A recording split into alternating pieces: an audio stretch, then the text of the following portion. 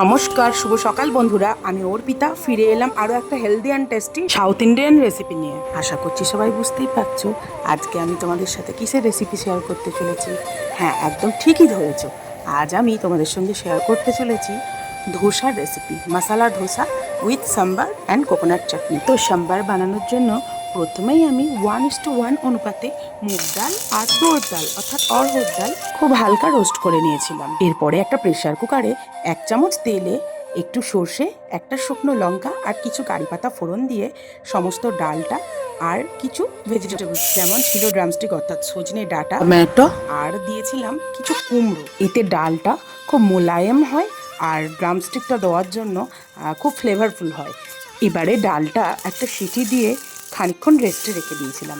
তারপর ডালটা একটা অন্য পাত্রে ঢেলে নিয়ে আবার প্রেসার কুকারেতেই, আপনারা চাইলে কড়াইতেও করতে পারেন, কিন্তু আমি প্রেসার কুকারটাতেই করেছিলাম, 2 চামচ তেল দিয়ে দিয়েছিলাম আর তাতে ফোড়ন দিয়ে নিয়েছিলাম হিং, সর্ষে, কারি পাতা আর শুকনো লঙ্কা। এবারে দুটো পেঁয়াজ কুচি আর কয়েক কোয়া রসুন থেতো করে তেলের মধ্যে দিয়ে একটু গোল্ডেন হওয়ার পরেই সমস্ত সবজিগুলো দিয়ে দিয়েছিলাম। আমি এখানে সবজি নিয়েছিলাম সজনে ডাঁটা, কুমড়ো, বেগুন, পটল। আপনারা আপনাদের পছন্দ মতো সবজি দেবেন, তবে চেষ্টা করবেন ঢ্যাঁড়সটা না দেওয়ার, কারণ এটা দিলে একটা আঠালো ভাব আসে। এবারে সমস্ত সবজিগুলো হালকা নাড়াচাড়া করে অল্প হলুদ, লঙ্কা গুঁড়ো আর স্বাদ অনুসারে নুন দিয়ে সিদ্ধ করে রাখা ডালটা আর সামান্য পরিমাণ জল দিয়ে সবজিগুলো সেদ্ধ হতে দিয়ে দিয়েছিলাম। আর অন্যদিকে আমি একটা সাম্বার মশলা আর একটা তড়কা রেডি করছিলাম। তা তড়কাটা তৈরি করার জন্য তেলেতে আবার ওই একই ফোড়ন, সর্ষে, কারি পাতা এবং শুকনো লঙ্কা দিয়ে ডালের উপর দিয়ে নিয়েছিলাম। আর সাম্বার মশলা আমি একদম হোমমেড করি, আমি সমস্ত মশলাই হোমমেড আমি নিজে তৈরি করি।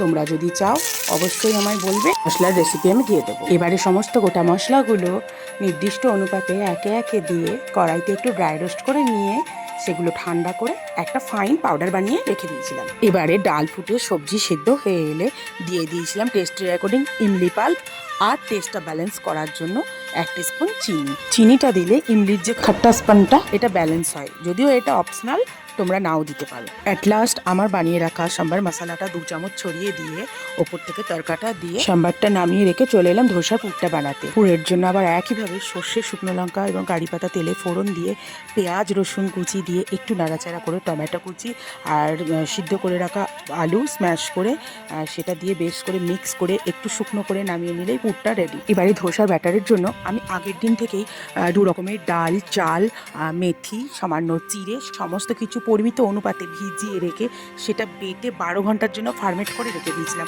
ফার্মেন্টের ফলে এটা পরিমাণে দ্বিগুণ এবং ফমি হয়ে যায়। ধোসার ব্যাটারের ক্ষেত্রে কিন্তু ফার্মেন্ট করাটা আবশ্যক। এটাই হলো ধোসার আসল স্বাদের চাবিকাঠি। এতে যে শুধুই স্বাদ বাড়ে তা না, প্রচণ্ড ক্রিস্পিও হয় আর এর গুণাগুণও অনেক।